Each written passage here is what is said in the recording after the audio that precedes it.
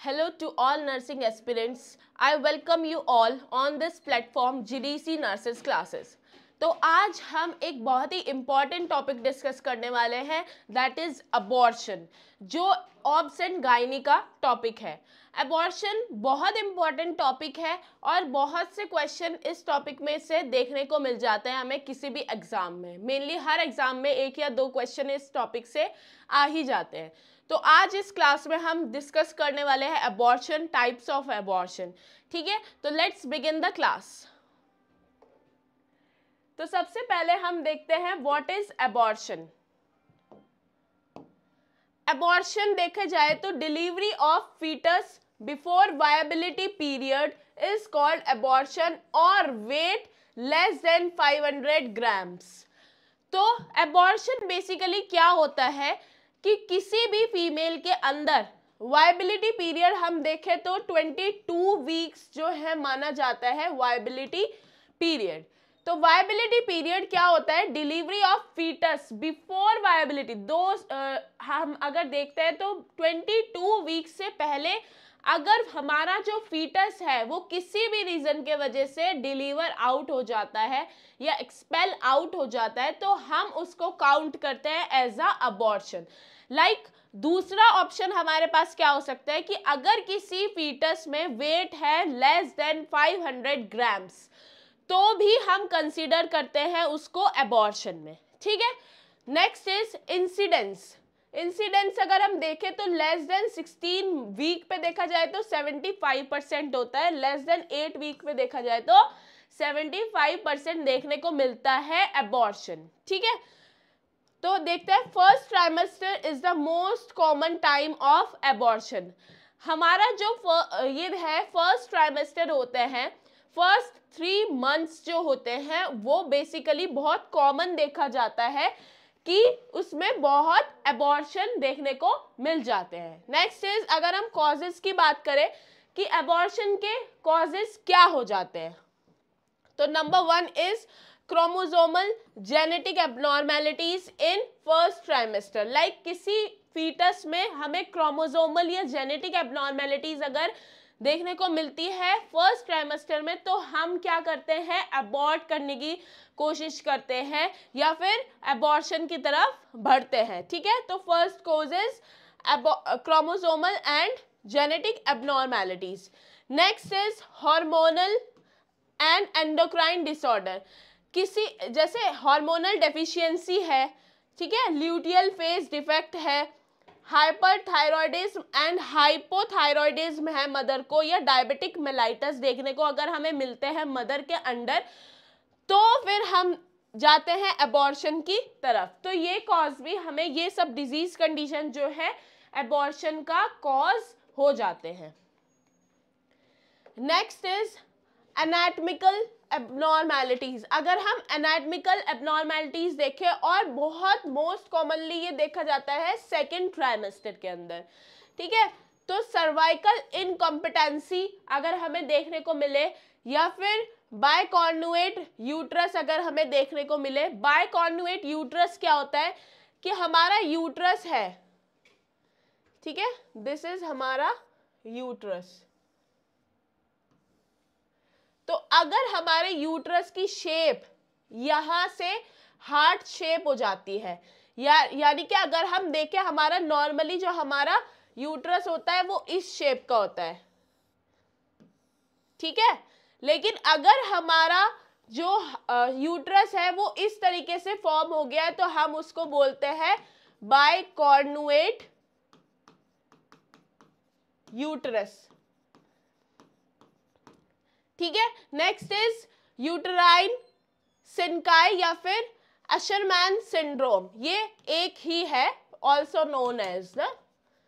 ठीक है, तो इसमें ये सब कंडीशन अगर हमें देखने को मिलती है तो हम बोलेंगे एनाटॉमिकल एबनॉर्मेलिटीज के वजह से जो है अबॉर्शन कॉज हुआ है। ठीक है, नेक्स्ट अगर हम देखें फोर्थ हमारा आता है इन्फेक्शन। इन्फेक्शन हमें 5% देखने को मिलता है जो अबॉर्शन का कॉज बन जाता है। ठीक है, अब अगर हम देखते हैं तो हमारे टाइप्स कौन कौन से होते हैं अबॉर्शन के, टाइप्स ऑफ अबॉर्शन। ओके, तो हमारे अगर हम देखें तो दो टाइप्स देखने को मिलते हैं, स्पॉन्टेनियस या फिर इंड्यूस। स्पॉन्टेनियस क्या होते हैं कि किसी भी रीजन के वजह से बॉडी में फीमेल की वो खुद ही जो है अबॉर्ट हो रहा है, लाइक कोई भी रीजन ऐसा हुआ जिसके वजह से अबॉर्शन हो गया। लेकिन इंड्यूस होता है कि हम करा रहे हैं, कि हमारा कोई ऐसा रीजन हुआ है जिसके वजह से हमें इंड्यूस कराना पड़ रहा है, अबॉर्शन खुद से करा रहे हैं, ठीक है। तो जो स्पॉन्टेनियस के टाइप्स हैं वो है थ्रेटेंड, अभी हम डिटेल में इनको पढ़ेंगे, inevitable, incomplete, complete, missed, septic, habitual, ये सब अंडर आते हैं किसके, स्पॉन्टेनियस अबॉर्शन के। और अगर इंड्यूस में बात करें तो एमटीपी और सेप्टिक अबॉर्शन देखने को मिलते हैं। तो लेट्स डिस्कस इट डिटेल। सबसे पहले हमारा आता है थ्रेटेंड अबॉर्शन। तो थ्रेटेंड अबॉर्शन क्या होता है, process of abortion start but not reach up to the level from where continuation of pregnancy is impossible. Like इस अबॉर्शन में क्या होता है कि प्रोसेस तो स्टार्ट हो जाता है अबॉर्शन का, लेकिन हमारी प्रेगनेंसी उस जगह तक या उस लेवल तक नहीं पहुंच सकती कि जिससे जो है डिसकंटिन्यू है प्रेगनेंसी। लाइक हम उस प्रोसेस के बाद भी, उस लेवल तक जाने के बाद भी जो है प्रेगनेंसी कंटिन्यू करी जा सकती है, ठीक है।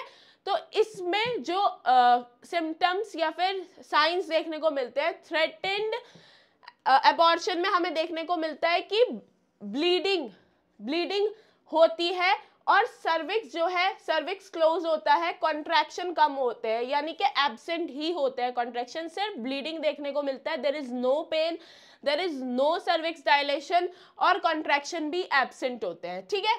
तो इसका मैनेजमेंट हम देखते हैं, अगर कोई पेशेंट आती है थ्रेटेंड अबॉर्शन, उसका डायग्नोसिस है, तो हम उसका मैनेजमेंट उसको बोलेंगे कि you should take proper rest, ठीक है। नेक्स्ट हमारा आता है इनएविटेबल अबॉर्शन। तो इनएविटेबल अबॉर्शन होता है process of abortion start and reach up to the level from where continuation of pregnancy is impossible. Like जो हमारी प्रेगनेंसी है वो इस लेवल तक पहुंच जाती, अबॉर्शन है वो इस लेवल तक पहुंच जाता है जहां से हमारी प्रेगनेंसी जो है वो कंटिन्यू नहीं हो सकती है, ठीक है। तो इसमें हमें देखने को मिलता है decrease blood loss, cervix dilate हो जाता है, माइल्ड टू मॉडरेट कॉन्ट्रैक्शन देखने को मिलते हैं। तो इसमें जो हम मैनेजमेंट करेंगे वो होगा टर्मिनेशन ऑफ प्रेगनेंसी, यानी कि हम उसको गाइड करेंगे या बोलेंगे कि आपको प्रेगनेंसी जो है वो टर्मिनेट करने की ज़रूरत है। Next type is incomplete abortion. तो इनकम्प्लीट अबॉर्शन में अगर हम देखें तो incomplete expulsion of conception product, यानी कि किसी फीमेल का अबॉर्शन हुआ है और कुछ जो प्रोडक्ट है प्रेगनेंसी का वो हमारे यूट्रस में ही प्रेजेंट रह गया है, तो उस चीज़ को हम बोलते हैं इनकम्प्लीट अबॉर्शन। इसमें देखने को मिलेगा हमारा सर्विक्स ओपन होता है और ब्लड लॉस इंक्रीज, यानी कि ब्लीडिंग देखने को मिलती है। अगर मैनेजमेंट की बात करें तो complete expulsion of conception product, यानी कि हम कोशिश करेंगे कि जो बचा हुआ हमारा प्रोडक्ट है यूट्रस में उसको भी हम एक्सपेल आउट कर सके, ठीक है। नेक्स्ट बढ़ते हैं कंप्लीट अबॉर्शन की तरफ। तो कंप्लीट अबॉर्शन होता है complete expulsion of conception product, यानी कि जो हमारा पूरा प्रेगनेंसी प्रोडक्ट था, फीटस एंड ऑल, मतलब जो कुछ भी हमारा प्रोडक्ट होता है वो पूरा का पूरा एक्सपर्ल आउट हो चुका है, तो वो हमारा जाएगा कंप्लीट अबॉर्शन के अंडर, ठीक है। तो सर्विक्स इसमें हमें क्लोज देखने को मिलता है, blood loss absent, may be present in mild form, यानी कि जो ब्लीडिंग देखने को मिलती है वो बहुत ही कम देखने को मिलती है। अगर हम मैनेजमेंट देखें तो हम इस अबॉर्शन में पेशेंट को ऑब्जर्व करते हैं, यानी कि ऑब्जर्वेशन पे रखते हैं। Next is missed abortion, 5th number हमारा आएगा मिस्ड अबॉर्शन। तो मिस्ड अबॉर्शन क्या होता है, dead foetus present in uterine cavity for long time, यानी कि फीटस जो है वो मदर के यूट्रस में ही मर चुका है और बहुत समय से मदर को ये फील ही नहीं हुआ, कोई मूवमेंट फील नहीं हो रही है, कुछ नहीं हो रहा है, और बहुत टाइम से जो डेड फीटस है वो प्रेजेंट है इन द मदर्स यूट्रस, तो दैट इज मिस्ड अबॉर्शन। ठीक है, तो साइन अगर हम देखें तो फीटल हार्ट रेट एब्सेंट होगा, मतलब कोई भी फीटल की हार्ट रेट हमें नहीं सुनाई देगी। No sign and symptom of growing pregnancy, growing pregnancy यानी कि प्रेगनेंसी के जो बढ़ते बढ़ते हमें साइन एंड सिम्टम्स दिखते हैं वो हमें कुछ भी देखने को नहीं मिलेंगे। फीटल मूवमेंट एब्सेंट, ऑब्वियसली जब हमारा फीटस ऑलरेडी डेड है तो हमें कोई भी फीटल मूवमेंट देखने को नहीं मिलेगा। Next is vaginal bleeding, dark brown tobacco juice, यानी कि डार्क ब्राउन कलर की हमें क्या देखने को मिलेगी, वेजाइनल ब्लीडिंग, और टोबैको जूस हमने जैसा टोबैको जूस होता है उस तरीके का कलर होगा हमारी ब्लीडिंग का in missed abortion. Next is infection, और इन्फेक्शन भी देखने को मिल सकता है।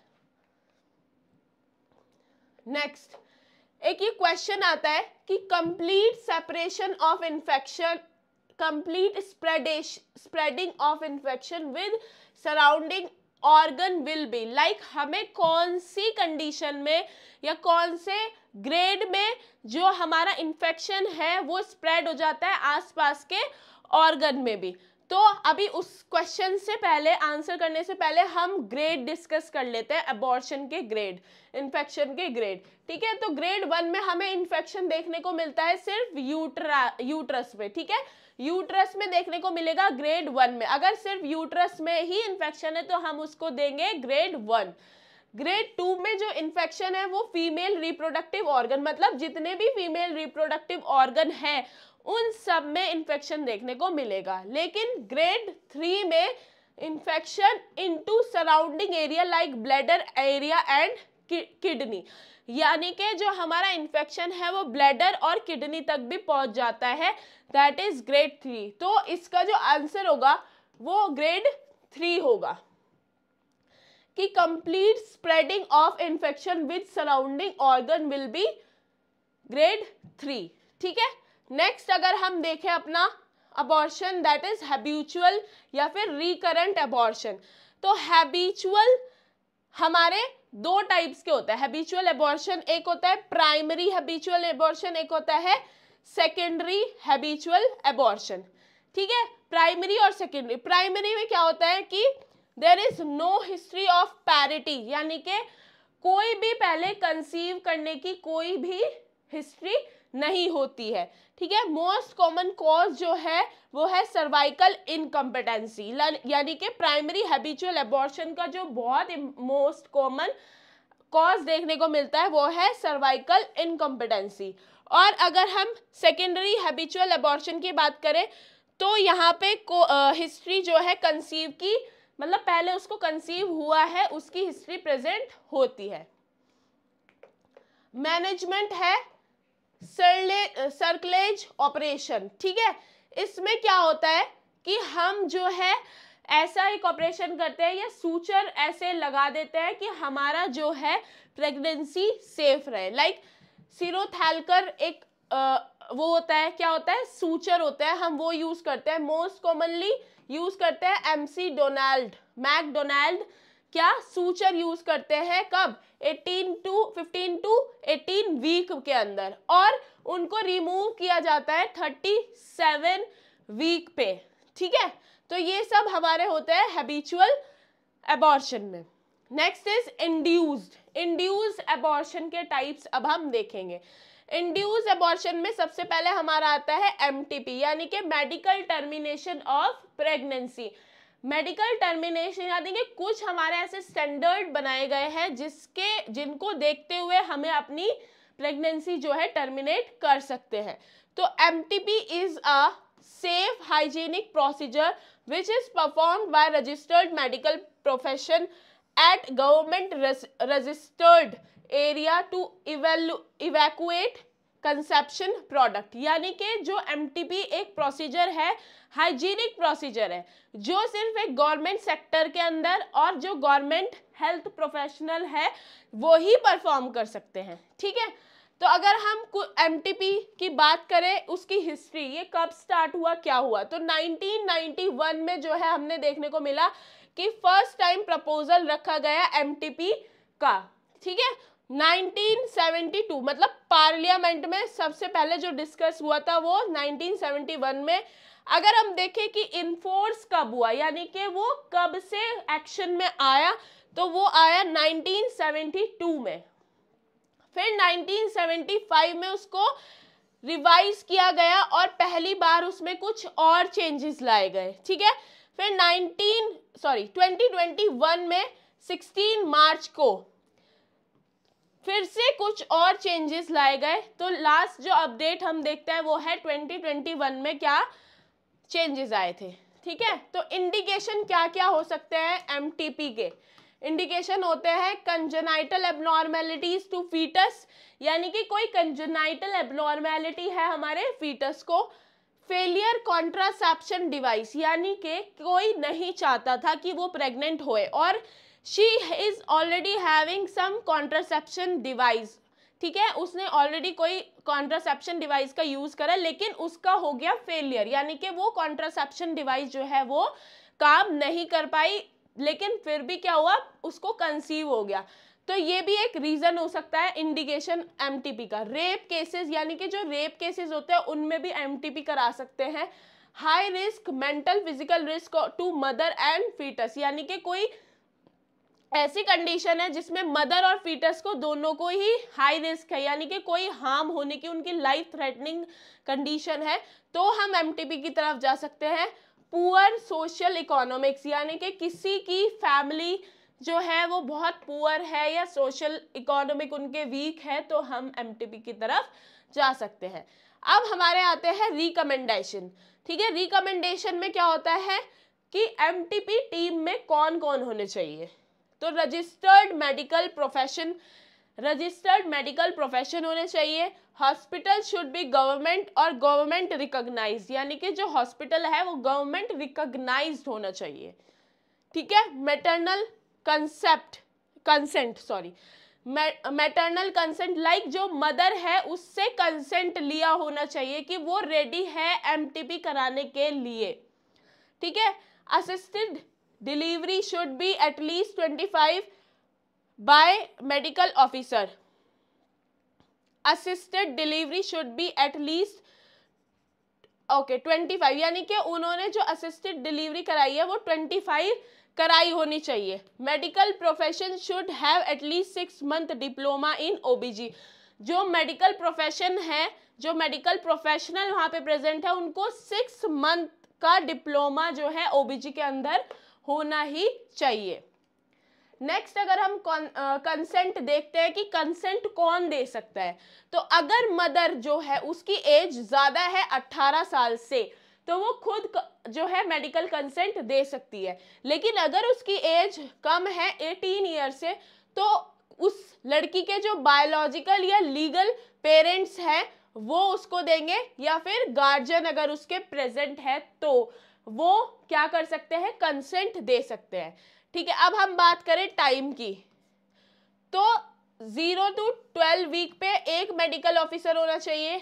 ये हमें पहले की गाइडलाइंस थी कि अगर कोई मदर है वो 0 से 12 वीक पे जो एमटीपी करा रही है तो वहां पे एक मेडिकल ऑफिसर होना चाहिए। अगर 12 to 20 वीक पे देखा जाए तो 2 मेडिकल ऑफिसर प्रेजेंट होना चाहिए। फिर हमारे 0 to 24 की वीक के अंदर कुछ गाइडलाइंस दी गई इन 2021 में, ठीक है। तो उसमें बताया गया कि अगर जो मदर है वो 0 से 20 वीक पे आ रही है एमटीपी कराने तो एक मेडिकल ऑफिसर होना चाहिए। अगर वो 20 to 24 वीक पे आ रही है तो 2 मेडिकल ऑफिसर हमें वहां पर चाहिए ही चाहिए, ठीक है। तो फिर हम देखते हैं, हाँ, no age limit of pregnancy with mental और फिजिकल डिसेबिलिटी टू फीटस, यानी कि कोई एज लिमिट नहीं देखी जाएगी अगर किसी मदर या फीटस को कोई भी मेंटल या फिजिकल डिसेबिलिटी है, ठीक है। तो फिजिकल स्पेशल बोर्ड और टीम रिक्वायर्ड, कौन कौन सी स्पेशल टीम रिक्वायर होती है at the time of MTP. ठीक है, एक गायनोकोलॉजिस्ट हमारी टीम में होना चाहिए, एक पीडियाट्रिशियन होना चाहिए, सोनोग्राफर या रेडियोलॉजिस्ट एक होना चाहिए, स्टेट यूनियन हेल्थ रिप्रेजेंटेटिव हमारे पास एक होना चाहिए। ठीक है, तो ये जो लोग हैं ये जरूर होने चाहिए एमटीपी की स्पेशलाइज्ड टीम में। नेक्स्ट इज एमटीपी परफॉर्म्ड, कि एमटीपी जब परफॉर्म किया जाता है तो कब, जैसे मैरिड कपल में भी किया जाएगा और अनमैरिड कपल में भी किया जाएगा। और अगर प्राइवेसी मेंटेन नहीं होती है एमटीपी की तो आपको जो है वो 1000 रुपीज फाइन एंड इम्प्रिजनिज्म हो जाएगा 5 इयर्स तक। ठीक है, और हम देखते हैं तो वायबिलिटी पीरियड जो बोला गया है गाइडलाइंस के हिसाब से दैट इज 22 वीक। ठीक है, तो ये हमारा क्या था एमटीपी। ठीक है, तो इस टॉपिक में इतना ही था और आज की क्लास हम यहीं पे ख़त्म करते हैं। पूरा एबॉर्शन, आई होप सो कि आपको पूरा एबॉर्शन जो है क्लियर हुआ होगा। एबॉर्शन बहुत इंपॉर्टेंट है, लाइक उसके ना आपको सिम्टम्स दे के क्वेश्चन पूछ लिया जाता है कि इस ये सिम्टम्स है कौन से एबॉर्शन में देखने को मिलते हैं, तो इस तरीके के क्वेश्चन हमें पेपर में देखने को मिल जाते हैं। तो अगर इस टॉपिक से रिलेटेड कुछ भी क्वेरी है या फिर क्वेश्चन नोट्स चाहिए तो आप हमारे व्हाट्सएप और टेलीग्राम ग्रुप से ऐड हो सकते हैं। और थैंक यू, और मिलते हैं नेक्स्ट क्लास में।